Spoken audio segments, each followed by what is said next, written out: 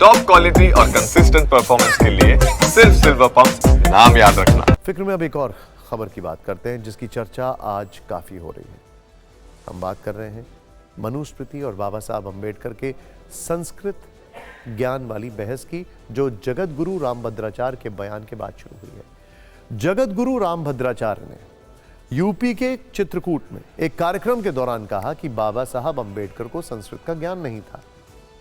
अगर उन्हें संस्कृत आती तो मनुस्मृति को जलाने का प्रयास नहीं करते।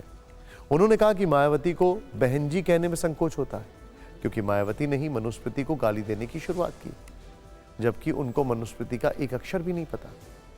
उन्होंने ये भी कहा कि मनुस्मृति में कुछ भी राष्ट्र निर्माण के विरोध में नहीं है।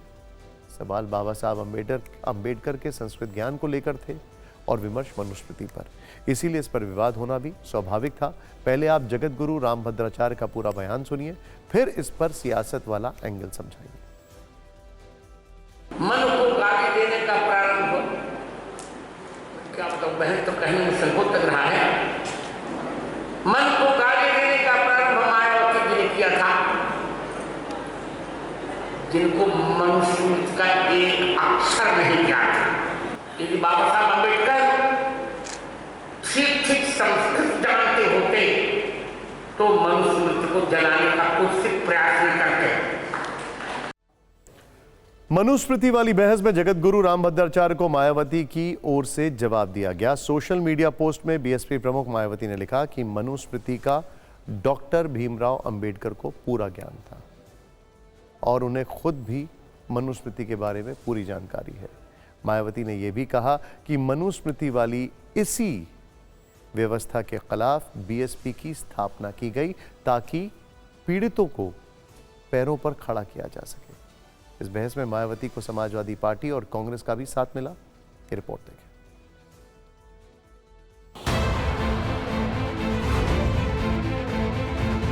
देखिए, मैं बहुत स्पष्ट करूँ, मैं किसी को कोई गाली दे इससे सहमत नहीं। सबकी अपनी विचारधारा है, सब अपनी बात है।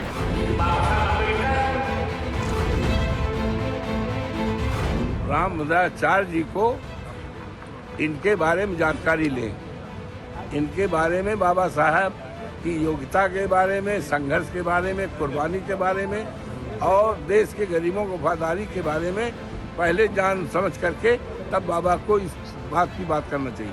मेरा ऐसा मानना है विवाद का विषय नहीं है, एक गहन चिंतन, अध्ययन, रिसर्च एंड डेवलपमेंट का विषय है। वैसे आज बाबा साहब अम्बेडकर के संस्कृत ज्ञान के बारे में हमने भी आपके लिए जरूरी जानकारी जुटाई है, जिससे पता चलता है कि डॉक्टर अम्बेडकर संस्कृत के समर्थक थे। इसको लेकर 11 सितंबर 1949 को नेशनल हेराल्ड अखबार में एक खबर छपी जिसका शीर्षक था संस्कृत के साथ अम्बेडकर, जिसके मुताबिक डॉक्टर अम्बेडकर का मानना था कि संस्कृत पूरे देश को भाषाई एकता के सूत्र में बांधने वाली भाषा हो सकती है। उन्होंने ये सुझाव दिया कि अंग्रेजी को आज़ादी के बाद 15 वर्षों तक आधिकारिक भाषा बनाया जाएगा, जबकि जब तक संस्कृत पूरे देश की स्वीकार्य भाषा नहीं बन जाती। उन्होंने कहा कि 15 वर्षों के बाद संस्कृत को देश की आधिकारिक भाषा बना दिया जाए।